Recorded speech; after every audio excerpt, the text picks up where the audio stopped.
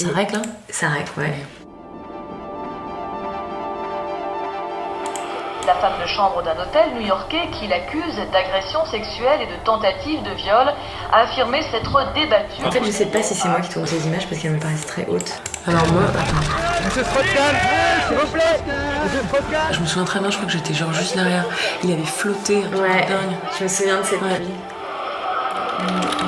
Hôtel Sofitel de la 44e rue à New York au 28e étage, la suite 2806. Encadré par 2 policiers, menotté, Dominique Strauss-Kahn est ressorti visiblement éprouvé.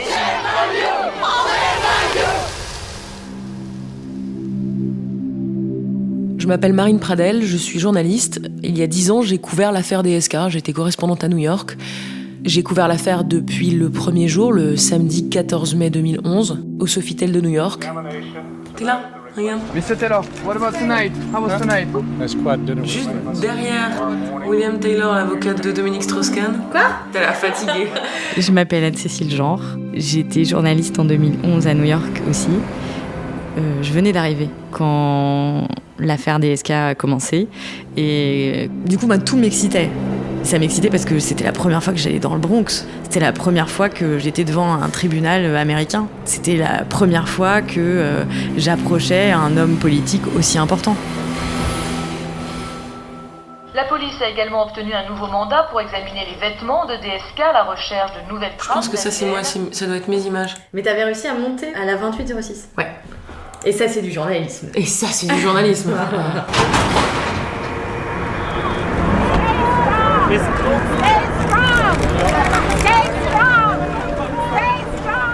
Tu vois plus le temps passer, t'as plus faim, t'es pas fatigué, t'as l'impression d'avoir pris de la drogue en fait.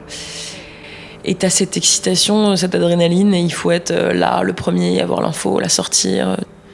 J'avais vraiment aucun recul. J'étais plutôt genre, oh là là, quelle chance de pouvoir vivre ça.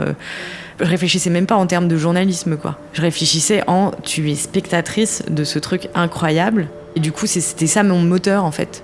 La recherche de la vérité sur cette affaire, moi j'ai pas l'impression de l'avoir fait à aucun moment, parce qu'on avait ni le temps, ni les moyens, mais parce qu'en fait ça comptait pas, ça comptait pour personne. Et j'ai l'impression qu'il y a beaucoup de choses qui auraient dû sortir à ce moment-là qui sont pas sorties.